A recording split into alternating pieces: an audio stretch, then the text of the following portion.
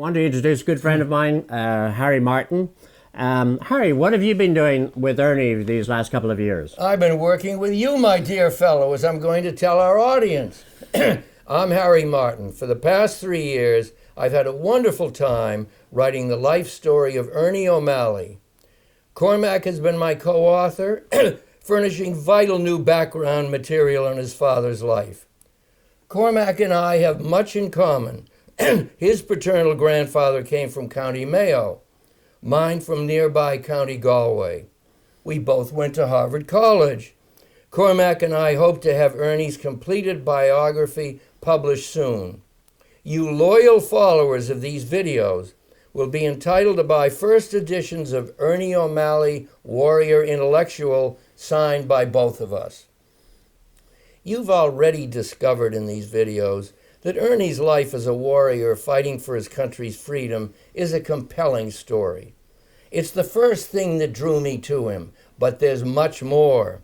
Just wait until you get to the second part of our book describing his life as an intellectual, an author, a sponsor of modern Irish painters, a filmmaker, and last but not least, a husband and father.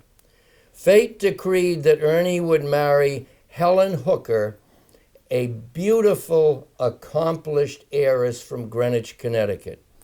She was also as fiercely independent, as artistic, as iconic, as proud as Ernie. As you read our book, their tumultuous marriage will have you shouting advice to each, hoping that they stay together.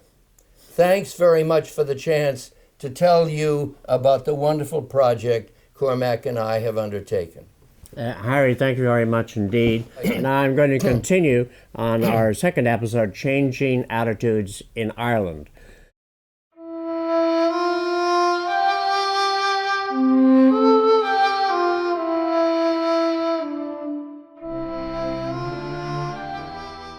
I'm Cormac O'Malley, son of General Ernie O'Malley, and today I'm going to be looking at Changing Attitudes, brought to you by Irish Visions.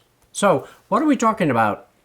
I want to cover a couple of points. The changing attitudes in the countryside as to how rural Ireland was changing, attitudes in Ernie, and what the risks that he was running in his daily life, coming and going from the countryside, and also the impact of what the Black and Tans were who arrived in Ireland in 1920.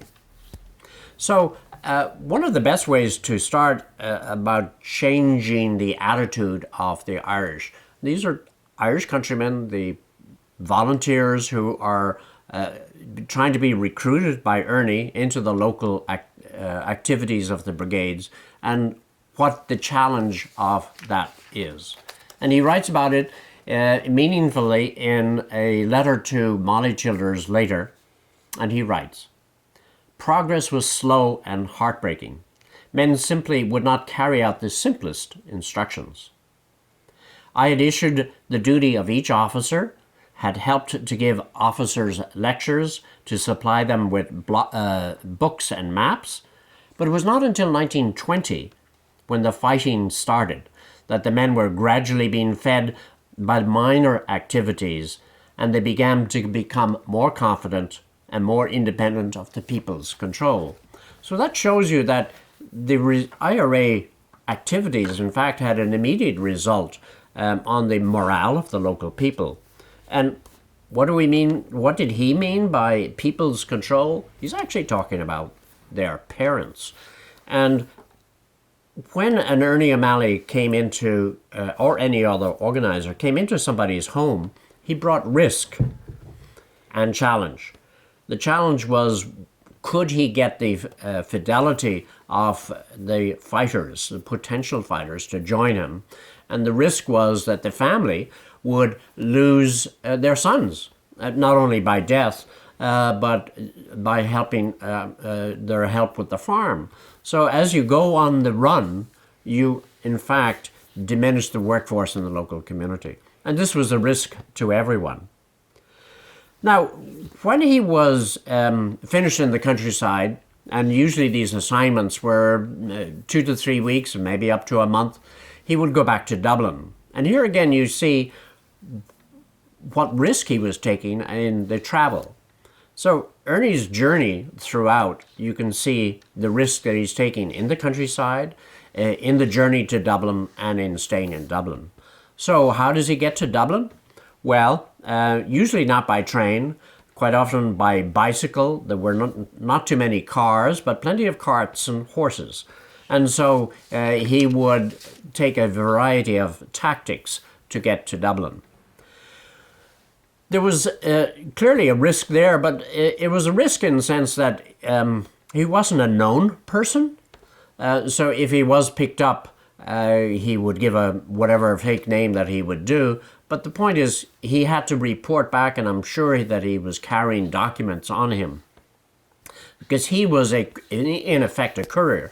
He was bringing to Dublin headquarters, to Michael Collins and the group, what was happening, what was the spirit and feeling of that brigade that he had just left, and finding out more information in Dublin on what was going on. Now, what did he do in Dublin? Well, it was the only time that he got some relaxation, but it was usually a work assignment. He was working under Collins on files, on doing research, on helping out on the organization. And he would visit with various people. But he too had a risk. Every night that he had to seek a place to sleep, he was bringing risk to his friends. He would stay with the Plunketts and Frank Gallagher and other people. Again, all bringing risk. But he does tell of an interesting story with Michael Collins, who shared the same issue in terms of risk, because he had a place to stay every night. And Father, On Another Man's Wound, writes quite tenderly about Collins when he says, "There was a roundup, but Collins was not taken.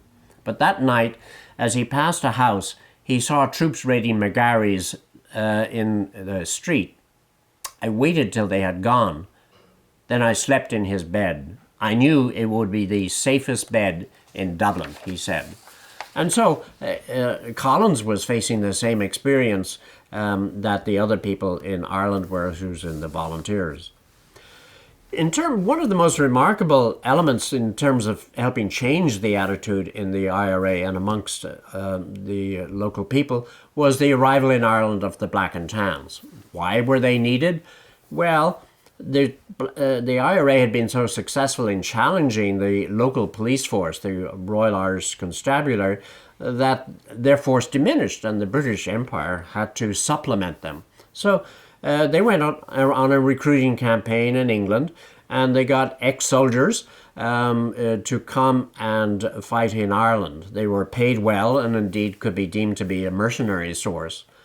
Now, let's think of who the soldiers were and what their attitude was toward Ireland. They were usually fairly young fellows who had had war experience, and they were going into another hostile community. Hostile in the sense they had no relationship with Ireland. They were sent down the countryside in small numbers. They probably didn't even know their fellow Black and Tan members until they got to the local community. How were they perceived locally? Well, they felt very hostile to the local community, and that was reciprocated. So again, one of the elements that was developing in the Irish down the countryside was the antipathy toward the RIC and the Black and Tans. And that becomes an important element, not only in the changing attitude, but in the activities of the IRA and how they are perceived and welcomed by the local people. So next time we will be examining the Irish Volunteers, how they took their oath, what it meant to them, and do join me for the continuation of Ernie's journey.